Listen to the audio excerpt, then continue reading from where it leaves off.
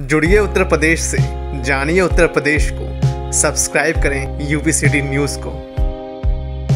मां दुर्गा की आस्था में लीन भक्तों के त्याग और बलिदान की गाथाएं तो हम सभी ने सुनी हैं। गोरखपुर के बांसगांव तहसील कस्बा में एक ऐसा दुर्गा मंदिर है जहां पिछले 300 साल से शरीर के अंगों से मां दुर्गा को रक्त चढ़ाने की परंपरा चली आ रही है।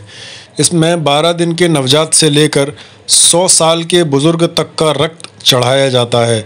मान्यता है कि जिन नवजातों के ललाट से रक्त निकाला जाता है वे भी इसी मां की कृपा से प्राप्त हुए होते हैं। गोरखपुर के बांसगांव तहसील में श्री नेत वंश के लोगों द्वारा नवरात्र में नवमी के दिन मां दुर्गा के चरणों में रक्त चढ़ाने की अनोखी परंपरा है। यह पिछले 300 साल से चली आ रही है। देश विदेश में रहने वाले लोग यहां नवमी के दिन मां दुर्गा को अपना रक्त अर्पित करते हैं। ख़ास बात यह है कि यहाँ नवजात के जन्म लेने के 12 दिन बाद से ही उनका रक्त माँ के चरणों में अर्पित किया जाता है। इन नवजातों को माँ के दरबार में लेकर श्रद्धालु पहुँचते हैं। उस नवजात के पिता या माँ, जवान और बुज़ुर्ग भी इस परंपरा का निर्वहन करते हैं। युवकों, अधेड़ों और बुज़ुर्गों के शरीर से 9 जगहों से रक्त निकाला जाता है। उसे बेलपत्र में लेकर माँ के चरणों में अर्पित किया जाता है।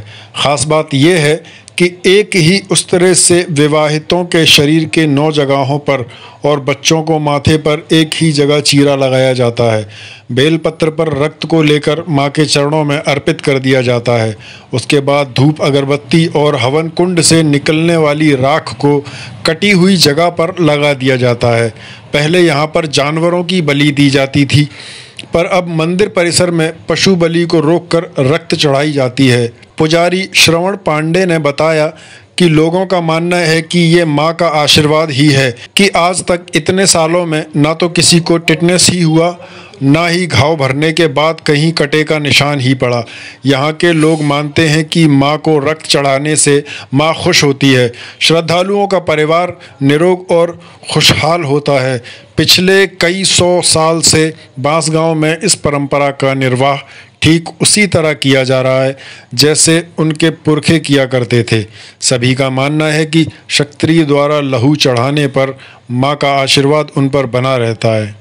तो हमारे बाप दादा का बहुत पहले से है, जो परंपरा है चला आ रहा है।